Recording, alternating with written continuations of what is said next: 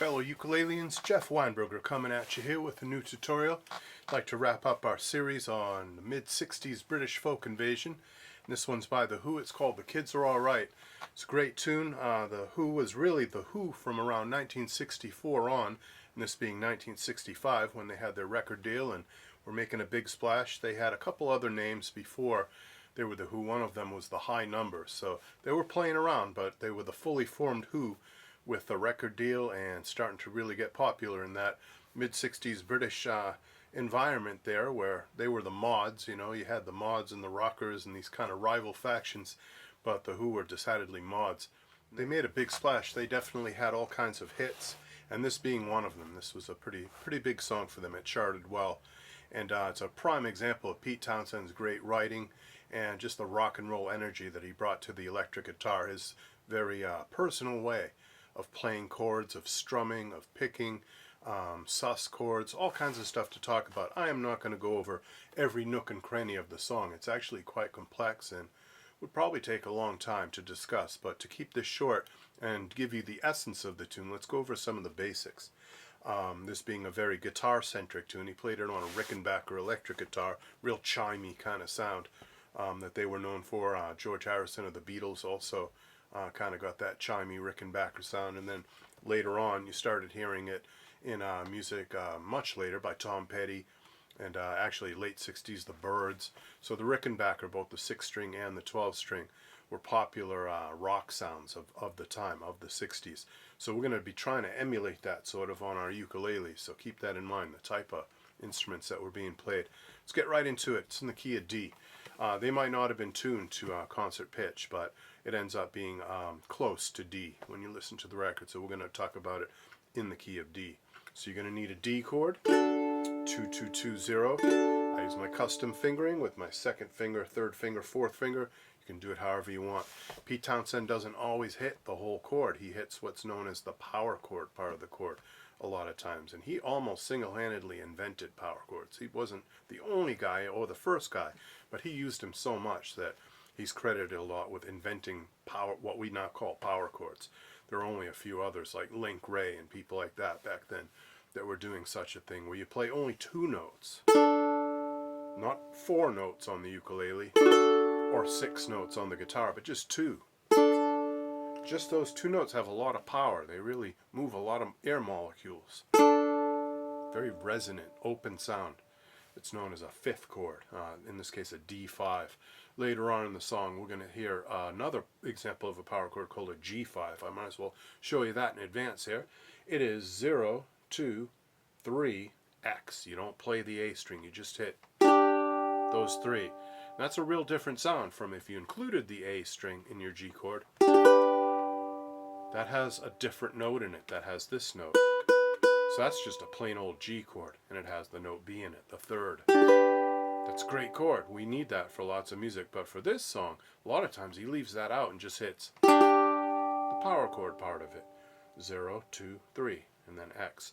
On that D chord, the D5 power chord, that was 2, 2, and then XX.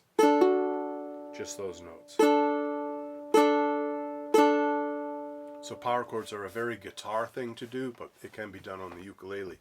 On low G ukulele it would be even more guitar-like, and on baritone ukulele it would be very guitar-like. Alright, so we have a D chord. We have that G chord and that G5 chord. Another chord you're going to need is A. That's throughout the tune. We have lots of A, 2, 1, 0, 0, and then finally we are going to need an E minor chord for the chorus, and that would be 0, 4, 3, 2. So that's pretty much all the chords. There's one more I'm going to show you, and that's in the second bridge of the song. This actually has 2 bridges. Some people call these the interludes in the song, but I believe I would call them the bridge. Whatever you call it, it's the other part of the song, not the verse and not the chorus. The way to play that chord, it's an A5 power chord.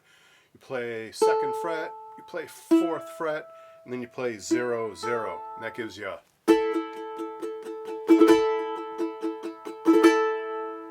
just a 2-note power chord. It has nothing but A's and E's, doubling up on both 2 A's and 2 E's. Jangly and powerful. So there's your A5 power chord that we're going to need later. Alright, there's all the chords. Let's talk about strum.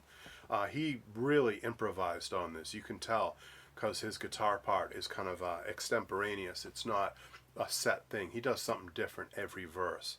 The choruses are roughly the same every time, but the verses, every one of them is different. Uses the same chords, but the way he strums them is really different. So I have a feeling he winged it. He just played it by feel. And to get the simplest strum, what most people would feel comfortable with, would probably be the Calypso Strum. I think that's kind of oversimplifying it, but let me show you that first, and then we'll learn some more complexities. So if you take the chords, I don't mind, that's D, and then G, guys dancing with my girl, that was A, and then back to D. So Calypso Strum would go.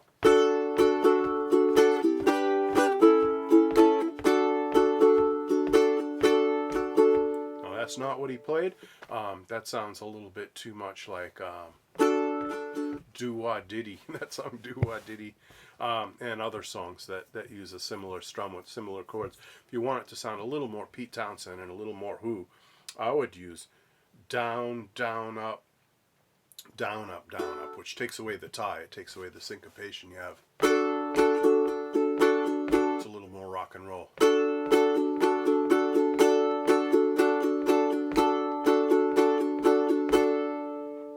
Another thing you could do is do the Calypso Strum for the first half, but then for the second half of the strum, do a down, up, down, down, up, down. So here's a really Who-like strum, using the Calypso to start with, but then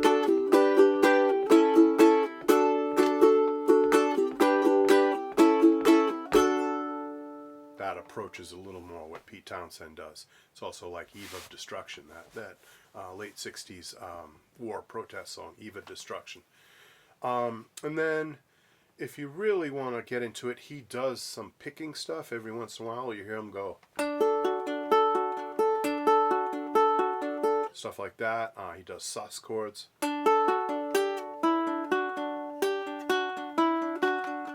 Which really sounds good on a Rickenbacker electric guitar with a clean sound on the amp.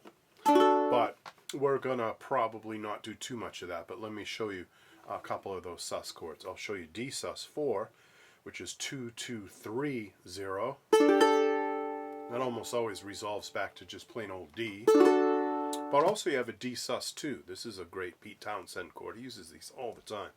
And that would be opening up your E string, playing 2 2 0 0. And resolving back to D. So here's a D sus4 going to D. Here's a D sus2 going back to D. And then sometimes in the tune he uses both. He'll do a D sus4, a D sus2, and finally back to D. So many of those, I don't want to talk about each and every one, and he does it different every time. But Pete Townshend is a huge fan of sus chords. He didn't invent them, but he really used them so much. You hear it in Pinball Wizard. You hear it in lots and lots of Who tunes. So get familiar with sus4 and sus2 chords, and you'll have that great Who sound together. All right, let's go over the verse. So D, G, A, back to D. I don't mind. And then again.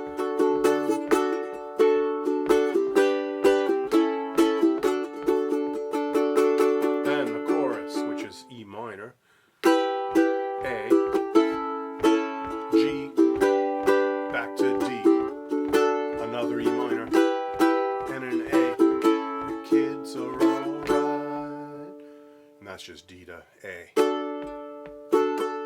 The kids are alright. The kids are alright. The kids are alright.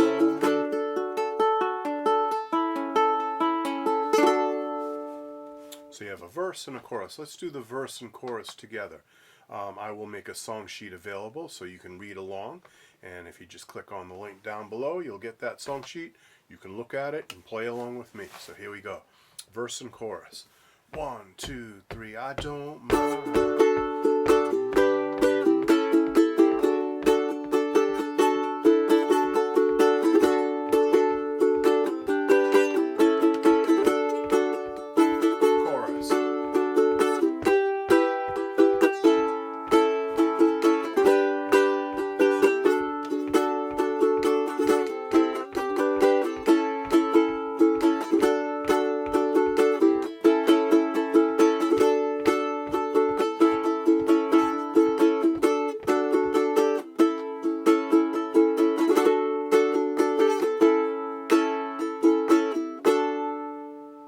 So that's roughly a verse and a chorus.